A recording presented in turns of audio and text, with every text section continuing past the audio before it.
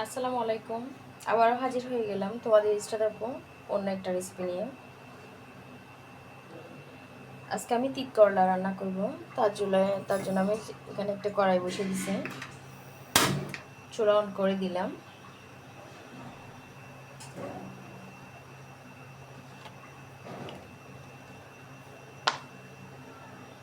আমার কড়াই গরম হয়ে গেছে, তেল দিয়ে দিলাম।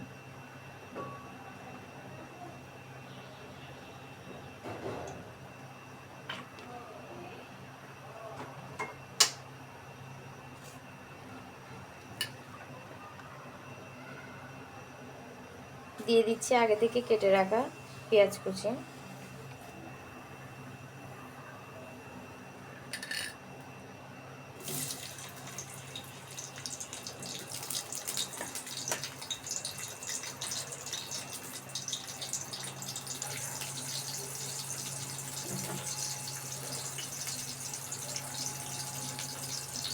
দিয়ে দিলাম 1 চা চামচ মরিচ গুঁড়া,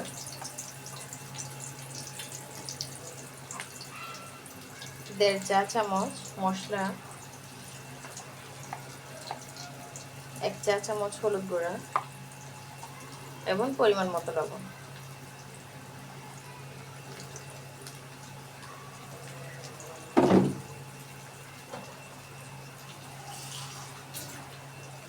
একটু করে পানি দিয়ে দিব যাতে মশলা পুড়ে না যায়।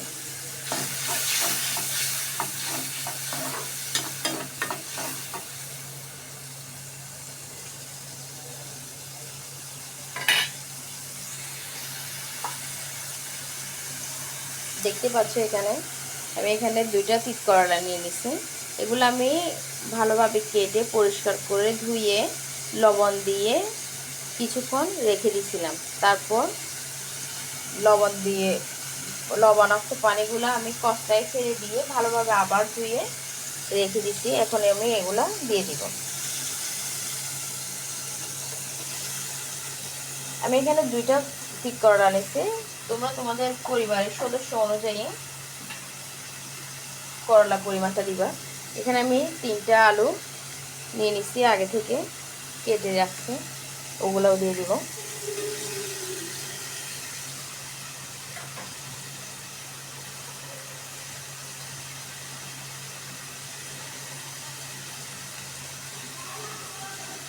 দিয়ে দিব মসুরের ডাল। আগে থেকে আমি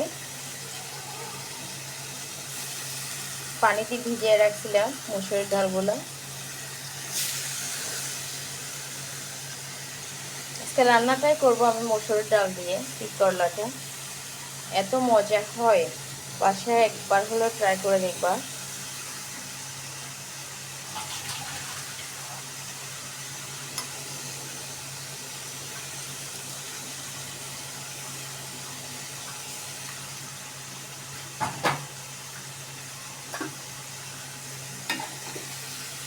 ভালোভাবে নেড়ে দিব। এখানে কিন্তু আমি কোনো পানি ব্যবহার করব না। মিডিয়াম আছে 2 থেকে 3 মিনিট রান্না করব।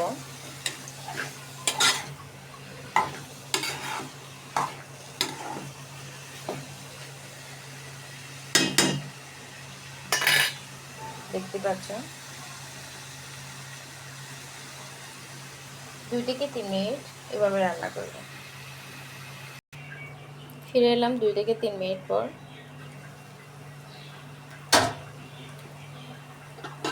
দেখতে পাচ্ছ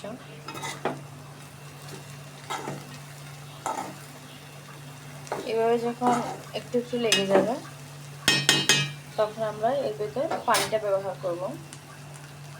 পানি কিন্তু বেশি ব্যবহার করা যাবে না।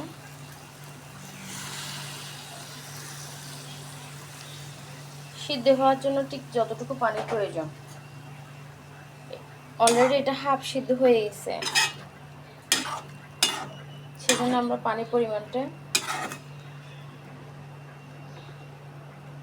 কমাই দিব। এবং এটা এখন আমরা রান্না করব মিডিয়াম আছে, চুলার আঁচটা মিডিয়াম আছে রান্না করব। লো থেকে মিডিয়ামে নিয়ে আসবো। আবার ঢাকা দিয়ে দিব।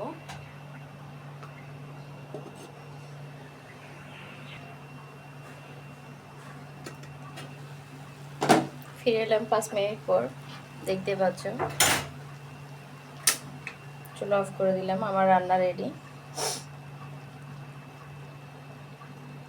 বাসায় অবশ্যই অবশ্যই রান্না করে দেখবা। আপু চ্যানেলটা সাবস্ক্রাইব করে দিবা। আমার রেসিপিটা কেমন লাগলো কমেন্ট করে অবশ্যই জানাবা। লাইক কমেন্ট শেয়ার করবা। আবারও হাজির হব নতুন কোনো রেসিপি নিয়ে। ততক্ষণ সবাই ভালো থাকবে, সুস্থ থাকবেন। আল্লাহ হাফেজ।